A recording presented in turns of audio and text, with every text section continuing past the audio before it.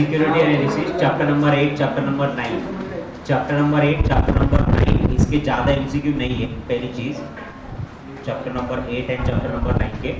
दूसरी चीज़ इस पे थियोरेटिकल क्वेश्चंस ज़्यादा आते हैं रादर देन प्रैक्टिकल क्वेश्चन। इसमें सबसे ज़्यादा क्वेश्चन कौन से आए हैं? Theory question. अगर आप पास्ट एग्जामिनेशन वाले क्वेश्चन चेक करोगे तो भी आपको ज़्यादातर क्वेश्चन कौन से मिलेंगे? थियोरेटिकल क्वेश्चन ही मिलेंगे।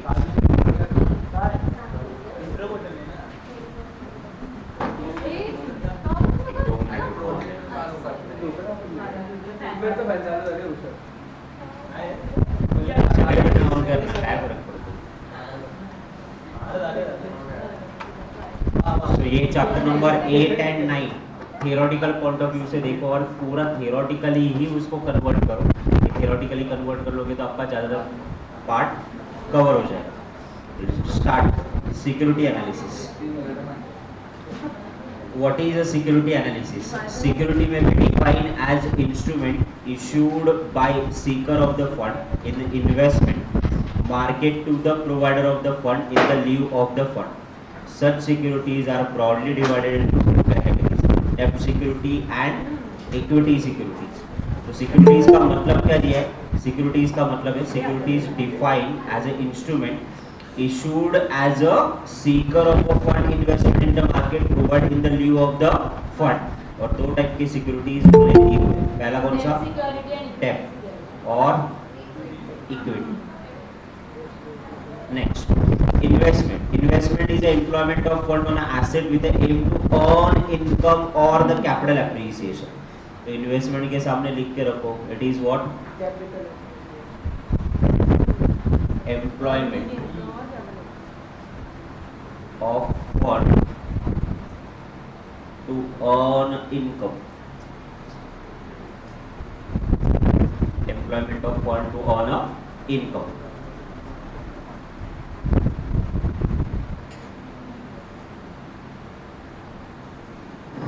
Then investment and speculation and investment and gambling. इसका डिफरेंस अपन करे थे जब अपन ने रेगुलर सेशन लिए थे। यहाँ पे रेफर करो क्लास के नोट्स,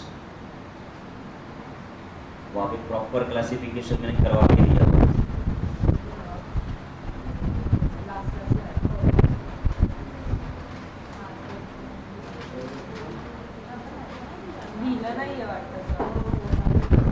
नोट्स में प्रिंटेड है ना।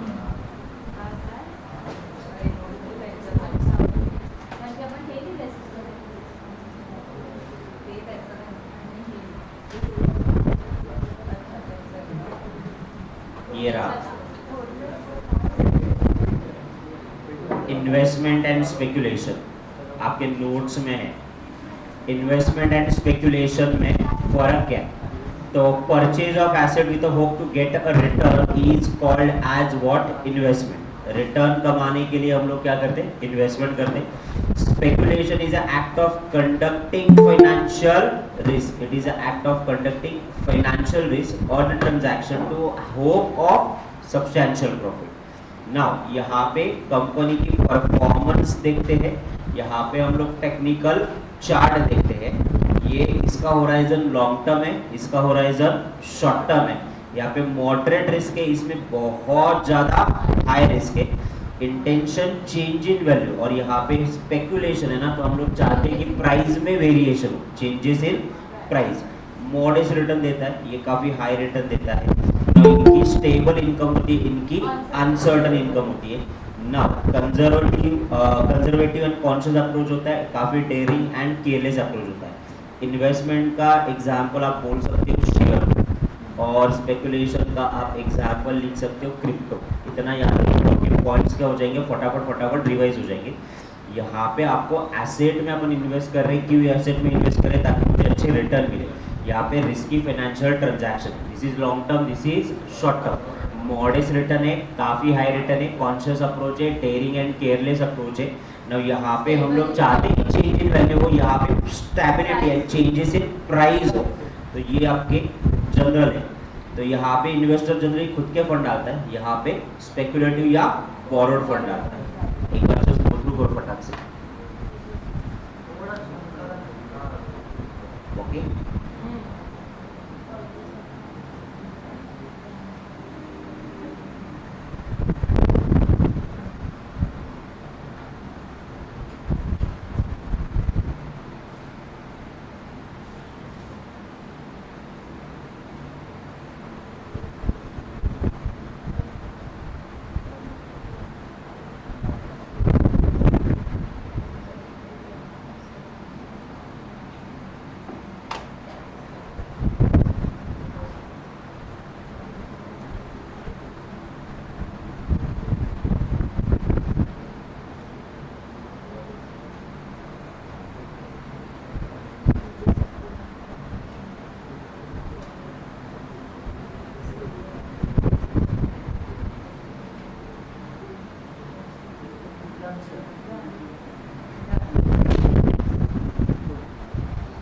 बेसिस फॉर डिसिजन मध्ये असे काय काय?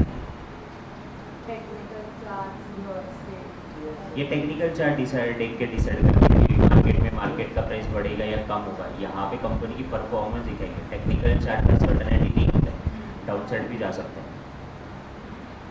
बुलिश ट्रेंड, बेरिश ट्रेंड जो कल अपन ने देखे थे वही बात। This is done. Okay,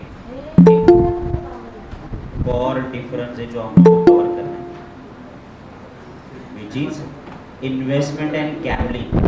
Investment differs from the gambling and betting also. Both gambling and betting are the chance in return depend on particular happening or non-happening of the event. Investment happening और non happening of the event पे नहीं है। Investment आपको definitely generate return करवा के देता on the basis of past performance. Gambling क्या है? Gambling is just like a betting only. There is a happening or non happening of the event. हो भी सकता है, नहीं भी हो सकता है। रिस्क और इट्स टाइप, तो दो टाइप के रिस्क है, एक सिस्टमेटिक रिस्क है, एक अनसिस्टमेटिक रिस्क है। नो सिस्टमेटिक रिस्क जो है ये मार्केट रिस्क भी बोला जाता है इसको, और इसको इंटरनल रिस्क भी बोला जाता है। मार्केट रिस्क के साथ साथ इसको एक्सटर्नल रिस्क भी बोला जाता है, जो सिस्टम की वजह से होती है वो। नाउ मैं इसको कंट्रोल नहीं कर सकता, इसको कंट्रोल कर सकता हूँ, इसको मैं अवॉइड भी नहीं कर सकता, इसको मैं अवॉइड कर सकता हूँ। नाउ ये सिस्टम की वजह से होने वाले रिस्क है, जैसे कि आरबीआई का इंटरेस्ट रेट चेंज करना, फॉरेन करेंसीज, गवर्नमेंट पॉलिसीज या इन्फ्लेशन। ये कौन सा है? मेरे पास आउटडेटेड टेक्नोलॉजी है, मेरे पास फाइनेंशियल वर्किंग कंडीशन या लिक्विडिटी कंडीशन ठीक से नहीं है। ये सारे मेरे कौन से internal risk which is a unsystematic risk. Now दिया है उन्होंने, एक बार गो थ्रू करते हैं। The force that are uncontrollable, external and broad effect on the cause of the systematic risk. Systematic risk due to the influence of an external factor, and if an economy moves in a recession or there is any political unprevail, then there is a systematic risk like interest risk, market risk और purchase power और inflationary risk। यहाँ पे ना लिख के रखो, ये क्या है? Uncontrollable। इसके अलावा अनअवॉइडेबल, उसके अलावा एक्सटर्नल, उसके अलावा market risk,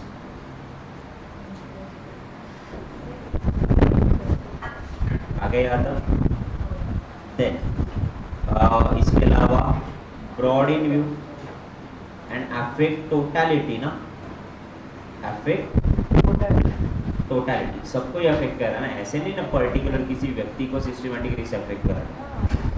unsystematic risk narrow क्यों है? क्योंकि ये सिर्फ इंडिविजुअल को ही अफेक्ट करता है, बाकी लोगों को नहीं।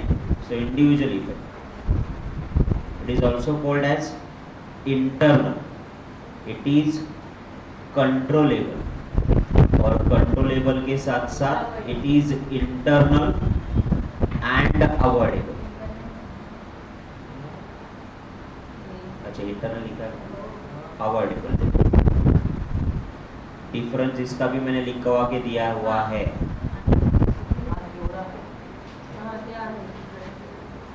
ओके, इसमें बिजनेस रिस्क हो सकता है, लिक्विडिटी रिस्क हो सकता है, फाइनेंशियल या क्रेडिट रिस्क हो सकता है। Unsystematic risk is the risk influence internal factors of which organization. Such factors are controllable. It may be because of change in management and the labor style. The type of systematic risk are listed below. It's a liquidity risk or it is a liquidity risk के अलावा credit risk। एक बार comparative ले अच्छे से पढ़ लो, क्योंकि इसी पे ज़्यादा MCQ आएंगे।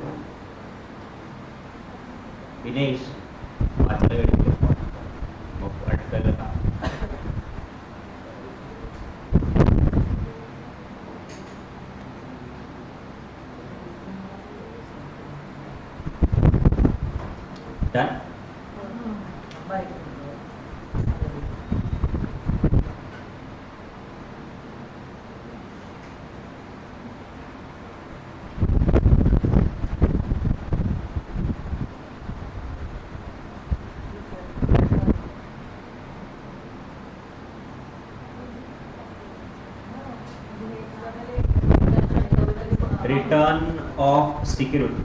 The return of the security is a primary motive of the force and drives the investment. It represents the reward of undertaking the investment. हम लोग इन्वेस्ट क्यों करते हैं ताकि रिटर्न मिले आपको. That is a primary motive out of it. और उसके अलावा approach to the valuation of the security, fundamental approach, technical approach and efficient capital market theory approach, इसको हम CAPM मॉडल बोलते हैं. Fundamental approach to the valuation, fundamental यानी basic traditional approach. Fundamental analysis has a 3 systematic process of analysis of overall internal and external environment before placing any value on the share. 3 level analysis carried out, at analysis of the economy, industry analysis and company analysis. तो fundamental valuation यानी किसी भी company की अगर आप share खरीद रहे हो तो सबसे पहले देखो ना कि उस देश की इकोनॉमी में क्या चल रहा है, पहली चीज. दूसरा, देन उस इकोनॉमी में से कौन से सेक्टर ज़्यादा अच्छे परफॉर्म करे, फिर उसमें से कौन सी इंडस्ट्री अच्छा परफॉर्म करे और इसमें से कौन सी कंपनी अच्छा परफॉर्म करिए. ये तीनों पे बेट लगाने के बाद क्या करो, इन्वेस्ट करो. फिलहाल के लिए अगर आप चेक करोगे तो इंडिया में इंफ्रास्ट्रक्चर डेवलपमेंट बहुत ज़्यादा चल रही है. लाइक मेट्रोज बन रहे, डैम्स बन रहे, रोड बन रहे. नितिन गडकरी का हर 2-3 बार स्टेटमेंट आता है और उतनी तरीके से तेजी से काम हो रहा है. क्या बन रहे, हाईवेज बन रहे, इंफ्रास्ट्रक्चर बन रहे, रोड्स बन रहे. यानी इकोनॉमी फिलहाल के लिए रोड एंड इंफ्रास्ट्रक्चर पे काम कर रही है. रोड एंड इंफ्रास्ट्रक्चर बनाने के लिए क्या लगता है, स्टील, सीमेंट, ये सारी बेसिक चीजें लगती है.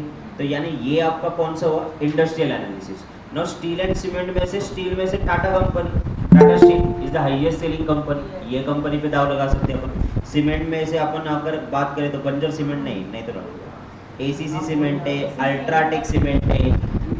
ये वाले सीमेंट्स ज़्यादा बेटर परफॉर्मिंग एसेट्स है, ज़्यादा परफॉर्मिंग है. तो इस पे अपन क्या करेंगे, अपन इकोनॉमी का एनालिसिस करें, इंडस्ट्री का एनालिसिस करें, कंपनी का एनालिसिस करें. नाउ वी आर डिसाइडिंग कि वेयर टू इन्वेस्ट इन. अब मुझे ये बताओ, ये तीनों एक दूसरे से कोऑर्डिनेटेड है ना. मैं economy supporting to the particular industry and मैं particular industry supporting to the particular share या पर्टिकुलर कंपनी. तो दैट्स व्हाई इसमें मेरी एनालिसिस क्या हो जाएगी, बेसिक एनालिसिस क्लियर हो जाएगी. That's why it is called fundamental approach of the valuation. तो कौन से 3 अप्रोच क्लियर आ गए, economy, industry and company. Next one, technical analysis. Technical analysis assume that the market price of the securities are determined by the equilibrium of demand and supply. मेरा demand curve जो है वो downward sloping होता है, okay, and supply curve upward sloping होता है. जहाँ पे ये इंटरसेक्ट करता है that point is called as a market price. Now number of buyer ज्यादा है तो मार्केट उछलेगा और नंबर ऑफ सेलर ज्यादा है तो मार्केट गिरेगा. नाउ ये इक्विलिब्रियम जो है ये हम लोग law of demand and supply के इक्विलिब्रियम बनाते हैं एंड पैटर्न से हम लोग डिसाइड करते हैं कि कितने वॉल्यूम ट्रेड किए जा रहे हैं over the period of time. So it is a science of predicting the share price movement from the past data of the share movement. Past में और करंट में हम लोग क्या करते हैं, पास्ट डाटा को यूज करके demand and supply curve draw करके मार्केट का प्राइस नेक्स्ट डे बढ़ेगा कि कम होगा, इसकी कैलकुलेशन करते, एनालिसिस करते. That is called as what, technical analysis. Now ये टेक्निकल एनालिसिस हो भी सकता है, नहीं भी हो सकता है. इकोनॉमी का वैसे नहीं हो सकता ना, economy is already performing, company is performing, industry is performing. Technical analysis is not as sure as the fundamental analysis. ये सिर्फ चार्ट पैटर्न में होता है आपका.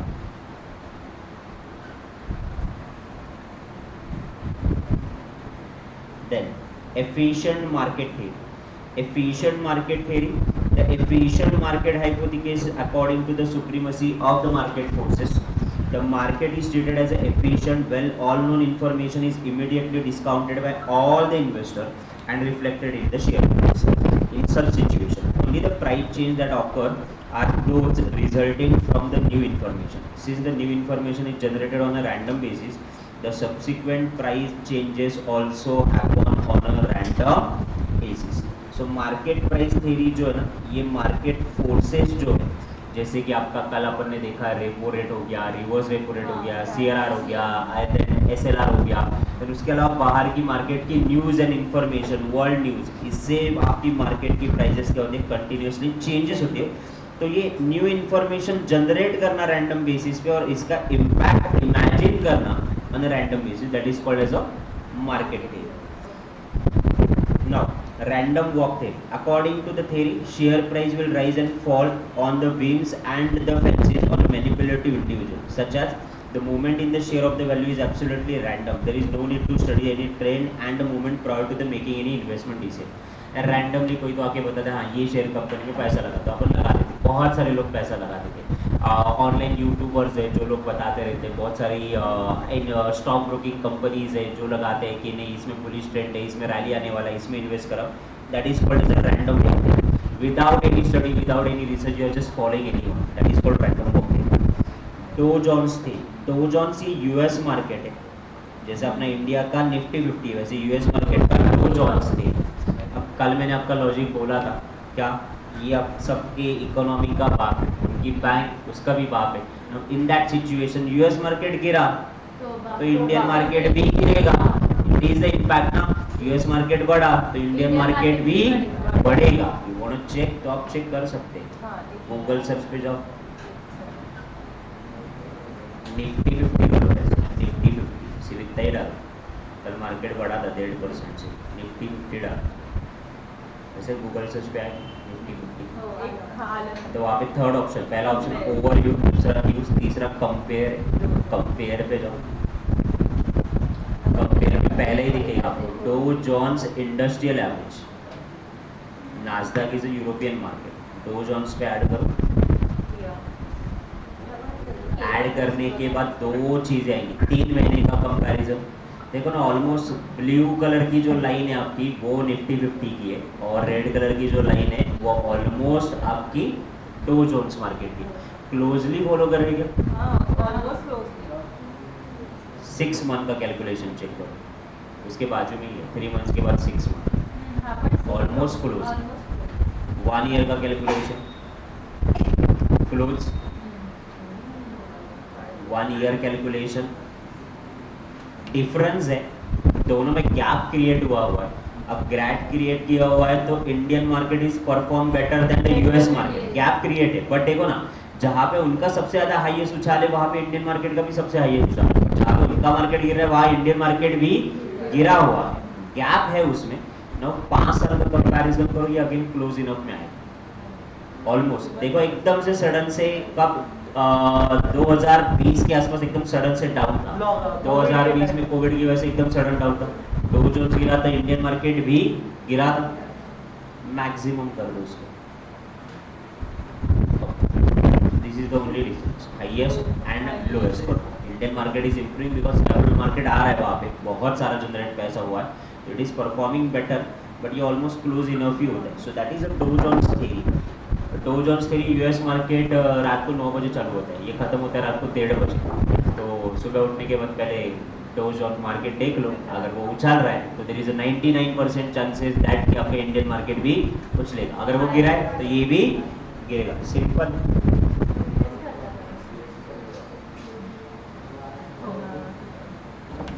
This is one of the earliest theory of the technical analysis.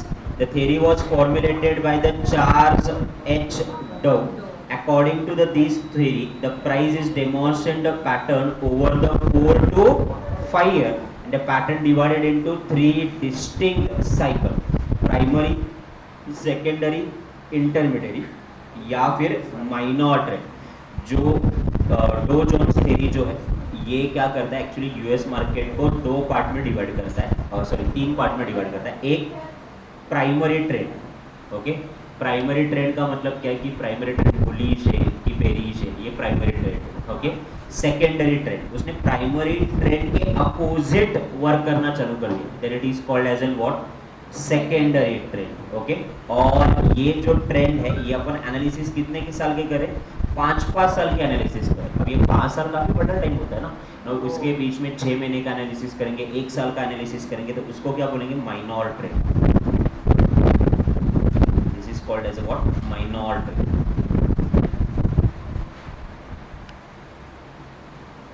primary, secondary and a minor trend. Dow Jones थी.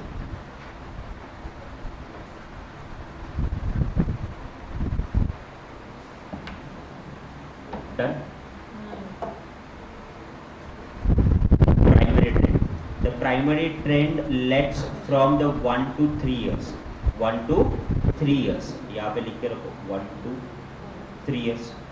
Now it exhibit the upward and downward movement during that shorter period. ये 1 to 3 years में ये क्या करेगा, एक तो upward movement दिखाएगा या फिर downward movement दिखाएगा in that shorter duration.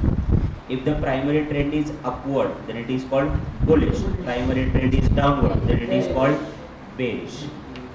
फिलहाल के लिए तुम लोगों की स्टडी परफॉर्मेंस बुलिश मोड पे, जो कहने सेकेंडरी ट्रेंड मूव्स, अपने को सेल्फ एनालिसिस आता है, अपन इतने बेवकूफ नहीं है, लोगों को बताने की जरूरत नहीं है. A second trend moves into the opposite direction. The primary trend is a correction of primary. Secondary trend is what? It is a primary correction है, primary का correction. Primary अगर ऊपर के साइड पे अगर मैं परफॉर्म कर रहा है, ओके, एकदम से ना डाउन साइड, तो यहाँ से लेके यहाँ तक ये मेरा प्राइमरी ट्रेंड था और यहाँ से लेके यहाँ तक अब ये मेरा सेकेंडरी ट्रेंड है. रिवर्स हो गया trend, and it is called as a secondary trend. Okay. Minor trend. The last 3 types of trend in the Dow theory is a minor trend, which define the market movement lasting less than the 3 weeks. Minor trend कितने? 3 weeks. 3 weeks. Almost 1 month. The minor trend change occur into the every day within that narrow range, and the trend is not device or any major movement. बहुत ज़्यादा major movement नहीं होता उसमें.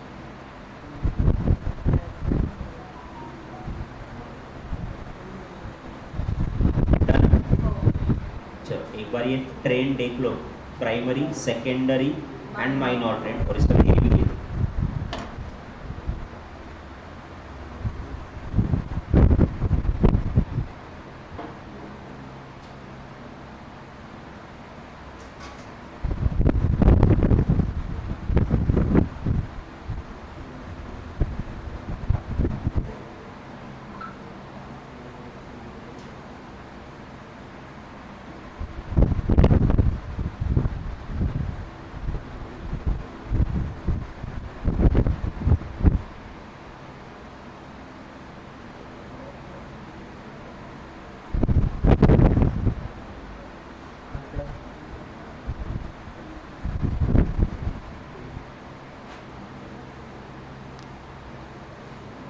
Done.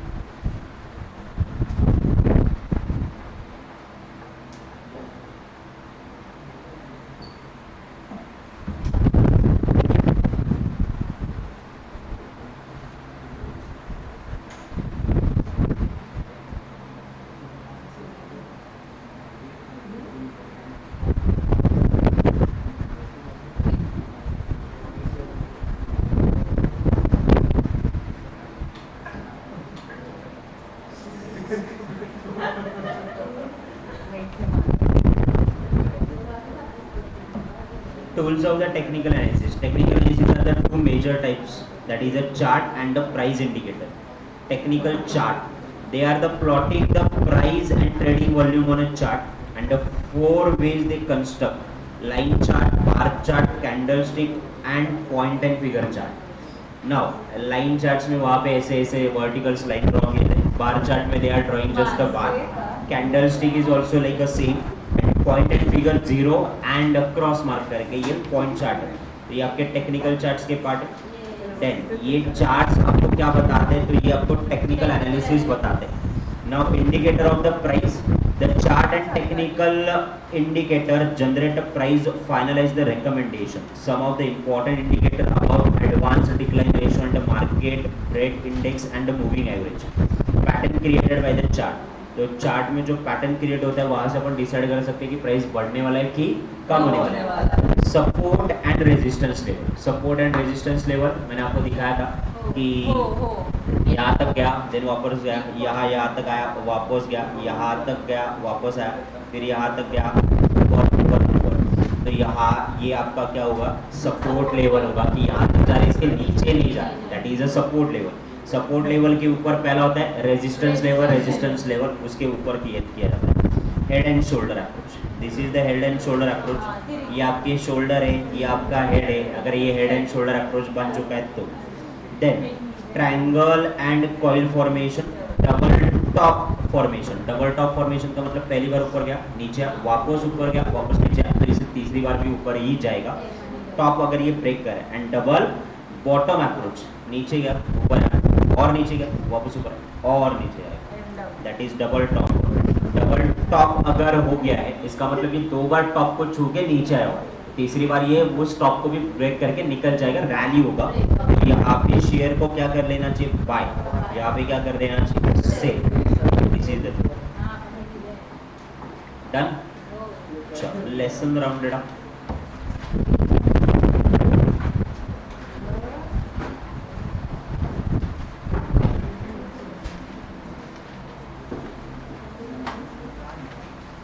बोला ज्यादातर चीजें इस पे थ्योरी आने वाली।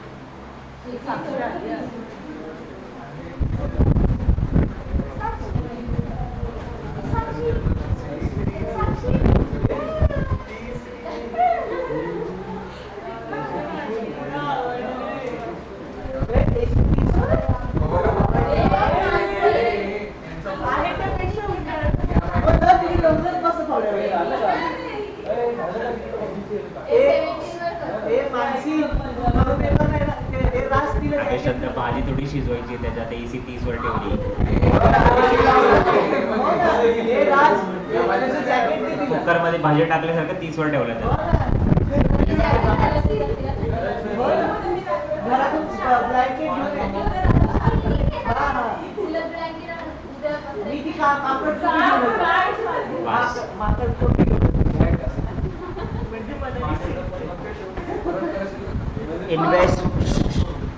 Investment is defined as a conscious act of a person involved the development of the money security issued by the firm, obtain a target rate of return over the specified period of time.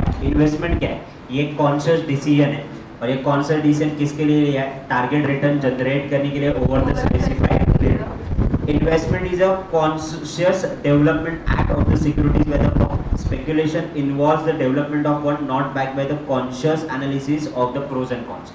Investment आपका conscious decision, but आपका जो speculation है ये आपका conscious decision नहीं है। Investment is a employment of the fund of asset to earn income और the capital appreciation. देखिए वहां पे स्पेकुलेशन क्या है, taking the advantages of changes in the price, बस। गैम्बलिंग एंड बेटिंग ये क्या है, डिपेंड ऑन हैपनिंग और non happening of a particular event. Risk in the security analysis are generated and associated with risk less than the return expected. Return से ज़्यादा risk expect करोगे क्या, नहीं, return ज़्यादा एक्सपेक्ट करोगे, रिटर्न के अलावा रिस्क कम एक्सपेक्ट करोगे। रिस्क क्लासिफाइड कैसे, systematic, unsystematic. Then return is the primary motive of your investment. The main objective of the security analysis is to appraise the intrinsic value of the security. Now, the fundamental objectives, a fundamental approach that suggests that intrinsic value should be equal to the present value of the income of a discounted price at a interest rate. Now, intrinsic value का मतलब क्या है, जो अपन accounts में निकालते हैं on the basis of asset या अपन on the basis of income. This is what, this is a true and fair view. अब मैंने कंपनी की बैलेंस शीट पढ़ी, मैंने कंपनी का फाइनेंशियल परफॉर्मेंस पढ़ा, उनके हिसाब से मैंने इंट्रिंसिक वैल्यू निकाला कि वो कंपनी की शेयर प्राइस कितनी होनी चाहिए, 100। अगर ये 90 में मिल रहा है मार्केट में तो खरीद लो, बट ऑब्वियसली क्या हो जाएगा, कभी ना कभी तो इसकी इंट्रिंसिक वैल्यू 100 है ना, तो ये 90 का 100 पे जाएगा। अगर ये 110 पे है बराबर और इसकी इंट्रिंसिक वैल्यू 100 तो बेचो। ये एनालिसिस करो, ये एनालिसिस करने के बाद फिर आपको शेयर में फायदा होगा। मैं वही करने वाला तुम्हारी बैच खत्म होने के बाद। Technical approach suggests that the price of the stock depend on the supply and the demand, and the market price has a little relationship with the intrinsic value. The efficient capital hypothesis based on assumption that efficient capital market are the price traded always reflect all publicly available information to those of the securities. Performance of the company related to the overall economic development of the country based on the demand of the product and services under the normal circumstances directly related to the growth of the country's economy. Industry level performance is a particular industry's performance rather than broader. फिलहाल के लिए sugar industry is performing better, cement industry is performing better, and even your steel industry is performing a better, and last one fourth industry which is a power industry, this is performing better. अब economy में फिलहाल के लिए power industry पे क्यों जा रहा है, सब लोग इलेक्ट्रॉनिक में शिफ्ट हो रहे हैं ना, सो दैट्स द रीजन कि अब ये इलेक्ट्रॉनिक में शिफ्ट हो रहे हैं तो पावर की जनरेशन की कैपेसिटी बढ़ा रहे हैं। तो Adani green non renewable source पे एनर्जी जनरेट कर रहा है, अदानी पावर है, टाटा पावर है, उसके अलावा बहुत सारे पावर है, IEX करके एक शेयर है जो तो गवर्नमेंट का है, मोनोपोली में है। ये सारे पावर रिलेटेड सेक्टर है। पावर ग्रेड करके गवर्नमेंट की कंपनी पावर सेक्टर है। पिछले 6 महीने के परफॉर्मेंस देखो, मोर देन 50% रिटर्न इन्होंने दिए हुए हैं, तो आप होल्ड कर सकते हो। अभी फिलहाल के लिए अगर आप चेक करोगे तो टाटा मोटर्स हो गया, टाटा मोटर्स के अलावा ओला कंपनी का IPO आएगा, अभी तक आया नहीं बट आएगा ये डेफिनेटली, तो ओला कंपनी का IPO हो गया, TVS company, hero motor Corp, इसके अलावा आपके जो भी पावर मैन्युफैक्चरिंग कंपनीज है इनमें बूम आने की डेफिनेटली चांसेस है। गवर्नमेंट ने सपोर्टिंग की बाबा इलेक्ट्रॉनिक व्हीकल आना चाहिए, एंड दे आर सेइंग उसके लिए लग रहा क्या है, पावर, और इसके साथ एक और चीज लगती है विच इज बैटरीज, और बैटरी बनाने वाली 2 ही कंपनी, ठीक है, एक्साइड और दूसरी अमर राजा बैटरीज, ये 2 ही कंपनी है। बट ऑब्वियसली इनके शेयर प्राइस बढ़े, इनके शेयर पिछले 6 महीने में 120% बढ़े। इकोनॉमी एनालिसिस करो, एरिया आपका टेक्सटाइल इंडस्ट्री का एनालिसिस करो, उस एनालिसिस के बाद कंपनी का एनालिसिस करो, चूज करो, एकदम इजी है पैसे हाँ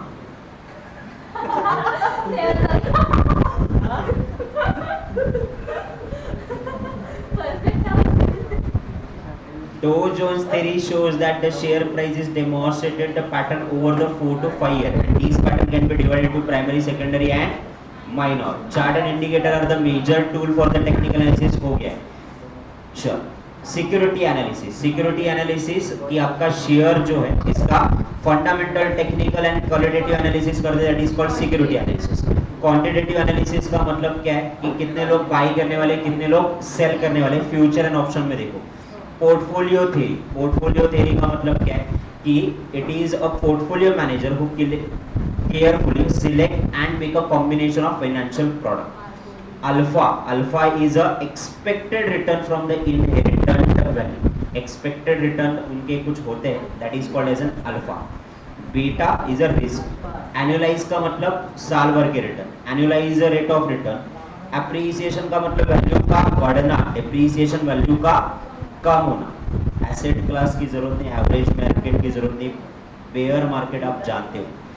beta is what, neutrality, more than 1 और less than 1 is a less hotel, more than 1 risky है और less than 1 less risky. Blue chip, blue chip means high quality stock with low return, blue chip companies बोला जाता है, इसमें आप कभी भी इन्वेस्ट कर सकते हो। कैपिटलाइजेशन, कैपिटलाइजेशन का मतलब multiply the number of share by the market price of the share, capitalisation. Cash equivalent का मतलब कैश और कैश जैसा, इक्विटी से पैसे लाए तो equity fund. Expense ratio mutual fund में देखा हुआ है, वो फंड को मैनेज करने के लिए जो आप ऑपरेटिंग एक्सपेंसेस करते हैं that is expense ratio. Done. What is green bond, a type of fixed income instrument that specifically earmarked to raise the money from the climate and environmental friendly project, that is called as a green bond. Then green bond principle, transparency maintain in the integrity of the green bond market. Environment को maintain करने के लिए, climate condition को normal करने के लिए पैसा लगेगा, तो ये बॉन्ड इशू करते हैं, उनसे पैसा लेते हैं और इसको जनरेट करके रिटर्न्स देते हैं, that is called green bond and green bond principle. Investing and stewardship की जरूरत नहीं है। ठीक, एमसीक्यू पे आ जाओ। ये सारे थियोरेटिकल एमसीक्यू है इसमें।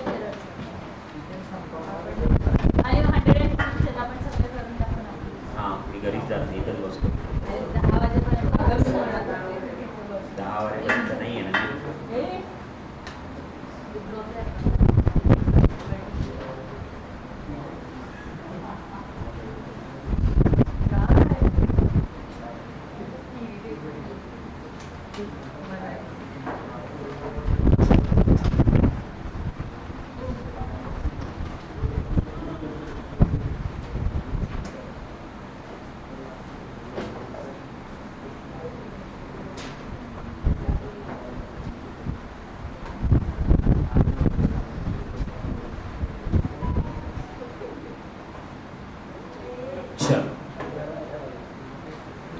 Which of the following investment is required to be taken from the stock if it is the intrinsic value is greater than the market price?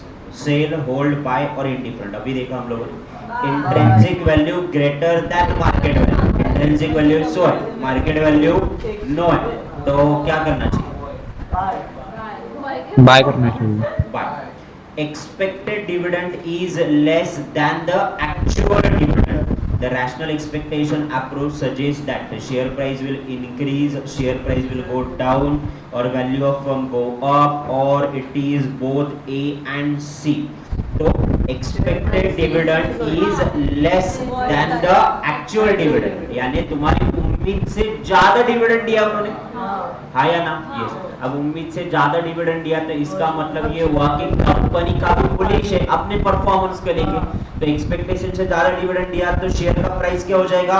बढ़ेगा, और शेयर का प्राइस बढ़ेगा तो फर्म की वैल्यू भी बढ़ेगी। तो इट्स अ बोथ, यानी ऑप्शन कौन सा आएगा? Option D. और सिंपल सा लॉजिक है ना, तुमने एक्सपेक्ट किया था 2 रुपए का डिविडेंड मिलेगा, कंपनी ने 5 का डिविडेंड दिया, तो बट ऑब्वियसली कंपनी ऐसे डिविडेंड दे देगा रैंडमली? नहीं, तो company is quite bullish. 2019 December, investor purchase a 8% bond, face value 1000, face value इसकी कितनी है? 1000। ये मैच्योरिटी पे इसको कितने पैसे मिलेंगे? 900। 5 इयर्स के बाद मैच्योर होंगे, 900 रुपीज मिलेंगे। He sell it at 960। Holding period gain, उसको गेन कितने परसेंट हुआ है, कितने परसेंट रिटर्न जनरेट हुआ? पहले इसकी इनकम निकाले, इनकम के हिसाब से रिटर्न निकाले। अब मुझे ये बताओ, 1000 रुपए पे 80 रुपए का इंटरेस्ट मिला रहेगा इसको, बराबर? आप मुझे ये बताओ, जो इसको मैच्योरिटी पे 900 मिलने वाले थे, ओके, इसने बेचा कितने में? 960, तो 60 रुपए का इधर भी फायदा हुआ उसका, ओके। इसने इन्वेस्ट कितना किया था? इसने इन्वेस्ट किया था मैच्योरिटी पे 900 रुपीज, तो 140 डिवाइडेड बाय 900 इनटू 100 कितना?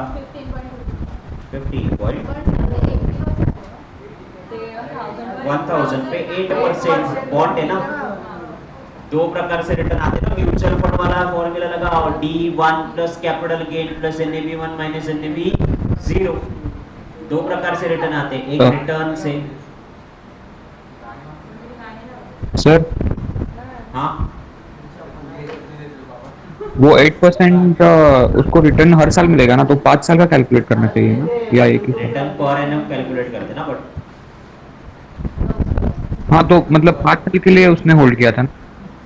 कौन सा? नहीं कहा, मैच्योरिटी पे 5 साल बाद 900 मिलेंगे, उसने मैच्योरिटी तक होल्ड कहा किया।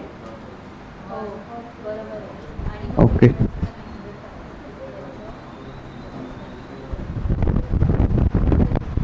ओके, ये वाला होल्ड रखो, बाद में करवा दो। Okay, next one. Before making an investment decision, an investor make a comparison of dash dash available from each avenue and element that involved in it. तो before taking investment decision, investor make a comparison of return available from each element of risk involved. Option कौन सा? Return and risk. अब मैंने पहले ही बोला सारे investment decision upon risk and return पे ही. Speculator is a person who act as a risky in a financial transaction hope of a substantial profit. Who act in less risky in a financial transaction hope of a substantial profit. Who use only his own fund or who analyzes the performance and does not involve in a transaction. Speculator person हम लोगों ने पढ़ा ही नहीं. ऐसे कुछ लोगों ने महाभाग कहे थे तो उन लोगों का डिफरेंस अपन ने पढ़ा है ना. नाउ डू इट ना कि ये क्या है. It is an act of a risky financial transaction in the hope of a substantial profit. Sir B क्यों नहीं है? लेस रिस्की नहीं, उल्टा हाई रिस्की है स्पेक्यूलेशन. ये बोलते ये लेस रिस्की नहीं, ये क्या है? High risky. Then use of own fund. Speculator own fund का भी यूज करता ही नहीं, वो बोरोड फंड यूज करता है, दूसरों के पैसे लगाता है. राज who analyzes the performance of the company but does not make any transaction.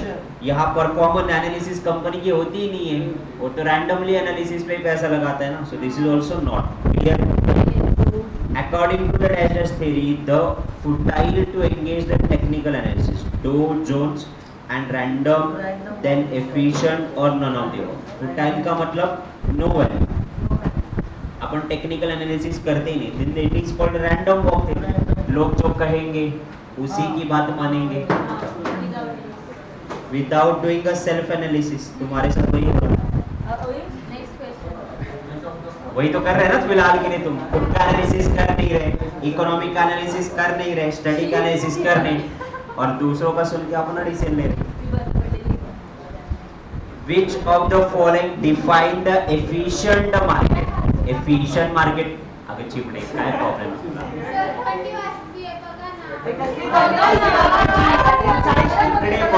Solution घे, पडदा ओढून घे.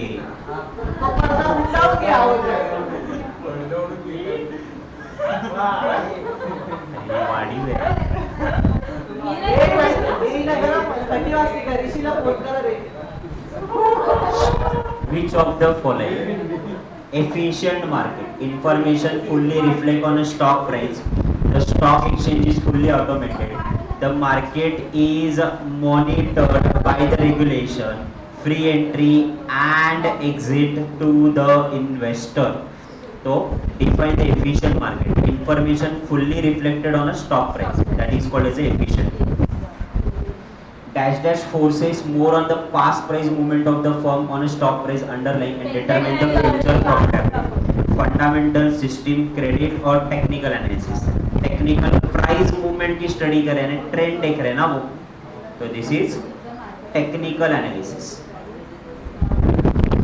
If the market are efficient and security price provide inadequate return, normal return, high return, or it is both B and C.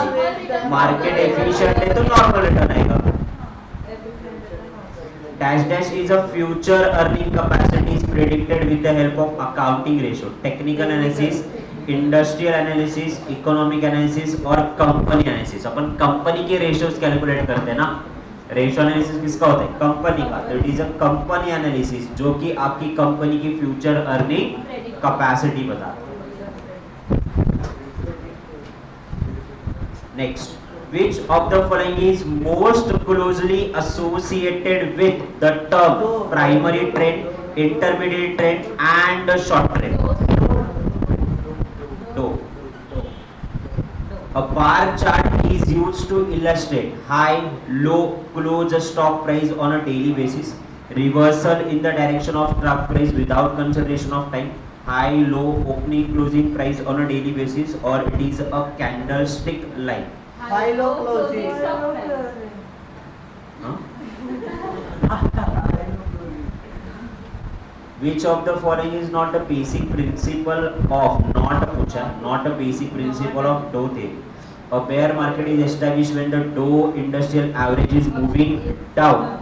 The usually positive relationship between the trade and the volume of share traded, or the financial market has the three distinct type of the movement: primary trend, intermediate or short, or intermediate trade has a duration of 3 and 6 months.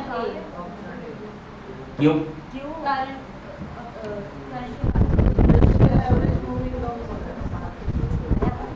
कारण जेव्हा bare market आहे तेव्हा moving down दो theory अपन ने पढ़ा है, इसने उस मार्केट को 3 पार्ट में डिवाइड किया होता है ना, primary trend, secondary trend and तो उसमें बेसिकली आप नीचे शुरुआत करो, intermediate trend is a duration of 3 weeks to 6 month. हाँ बेसिकली वो 3 वीक्स टू 6 है। 3 वीक्स वाला कौन सा है तुम्हारा? माइनर ट्रेंड है।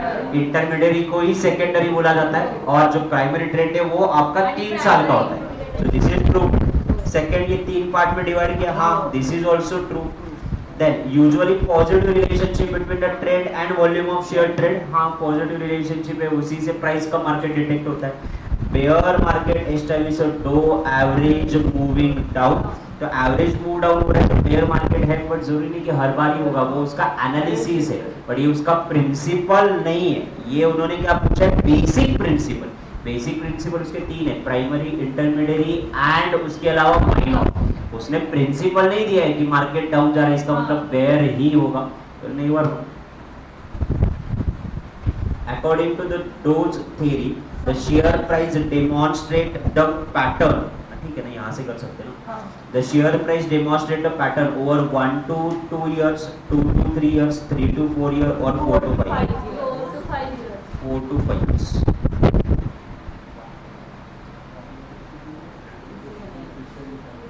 Then ये वाला जोड़ के निकालो, this is for the option D जोड़ के निकालो बाद में। Double bottom formation chart represents bullish development और bearish development, pattern of uncertainty और none of the above. Double क्या है? डबल बॉटम है ना।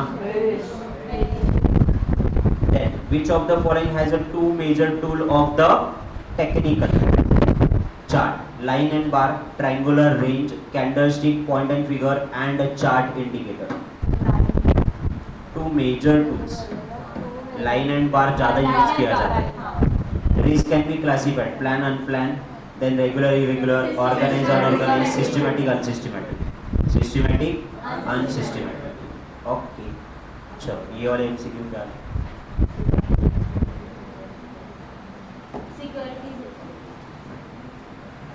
Ready?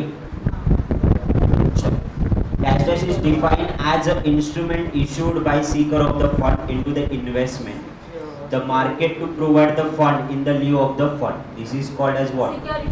Securities. Security. Then securities include the share, scrip, stock, government security, derivative, all of the above. ये security का definition है as it is उन्होंने दिया हुआ, option D. Then next one is what? Securities is the receipt defined under the section 2 securitization and construction of financial asset and the interest act. Yes, पहला SCRA SECRA act है ना, वही पे security define किया हुआ, option A true. Fourth one, dash dash is the employment of fund asset with the aim to earn an income and capital appreciation, that is called as a investment. Then उसके अलावा investment has following time, risk, both. Time and risk दोनों है। Investment and speculation are one and same, false. अगर same होता तो difference कहीं को पढ़ते। 7th one, dash dash is an act of conducting the risky financial transaction with a hope of substantial profit. यहाँ पे क्या है? Hope of substantial profit है, तो hope of substantial profit in that situation ये क्या? Investment, security, speculation, or it is a gambling? Speculation. It is a speculation. The time horizon of the speculation, short term, long term, both E and B or none of the above. आणि investment long term. Time horizon for the speculation is short term. Time horizon for the investment, long term. Risk in the speculation is high.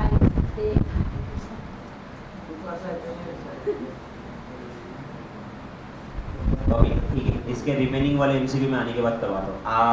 आने के बाद 10 से 11 तक आपका FAP चलेगा वापस। मैं इसके एमसीक्यू करवाने वाला हूँ, तो ये एमसीक्यू सॉल्व मत करते बैठो। ओके, मैं इसके थियोरेटिकल एमसीक्यू करवा रहा हूँ, आपको अगर कुछ करना है तो आप दूसरा करो, और इसके बाद चैप्टर नंबर 9 के भी एमसीक्यूज करवाऊंगा इसके बाद 10 से 11 लोग हो जाएगी। और ओके security में क्या है? चलो बता दो।